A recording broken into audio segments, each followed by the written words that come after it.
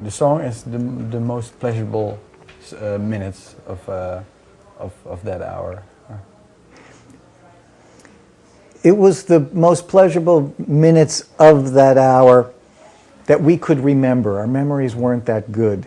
Okay. And so going back, if we went back to the parts that you don't hear, the other hour and 15 minutes or so, you yourself might say, fellas, what'd you do? That's the best stuff there. But for us, that was the parts that we sort of found ourselves playful with in that way. And that's basically the way most of the songs came about, was in a very playful way and not trying to go back too long and too hard and rethink it all. Yeah. Okay. And yeah, the lyrics, is there a story behind it? Or? I suppose I was enamored with the idea of the uniqueness of the snowflake, obviously, but just the idea that it was coming down, and there was only one purpose of it coming down, was to melt, to dissolve, you know. And I found that playful in a way that seemed to have a lot of metaphors, if you were, towards people, you know, sort of letting themselves go into something much bigger than just... That's also already the letting go theme. Yeah, if there is a theme, that would certainly be one of the strongest veins of it through the record, of letting go. Not giving up, but letting go. And that's probably one of the most dominant sort of momentums I had lyrically.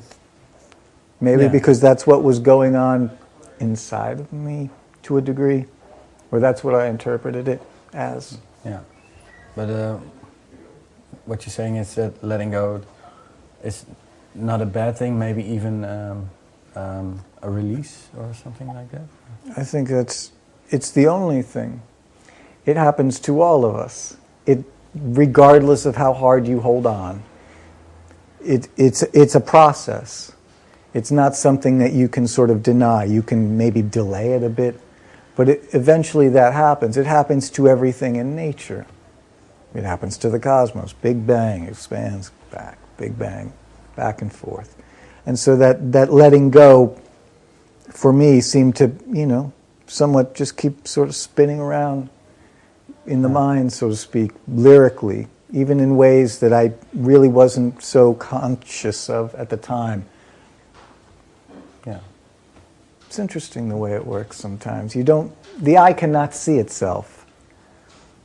And that's one of the most exhilarating things for me about music, is that I'm not always aware of what I'm doing.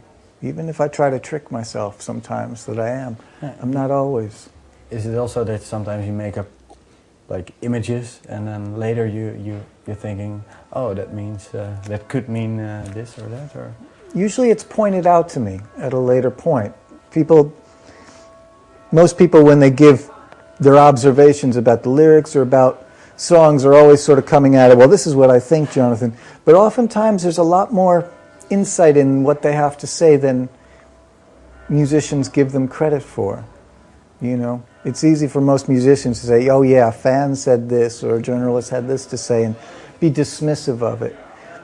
Yeah. But sometimes there's a lot more insight in it than you want to see. Sometimes it's not all pretty insight, but it's often a lot more valuable than one might see initially. Yeah. Have you sometimes maybe scared yourself in hindsight for, oh, what did I say? Sometimes not so much scare, but you surprise yourself. And it doesn't always have to be with, well, I didn't know I had that genius in me. But it can be just, it could be selfishness. It could be sharing that you didn't know you had in you as well, or didn't always see. So it can sort of run the whole spectrum, and there's really very little predictableness to it all. From the outside, you always want to say, oh yeah, people just seem to see the best in me all the time. Mm-hmm. It's not that predictable. Yeah. Okay. Okay, time's up, I think. Thank you very much. Thank you.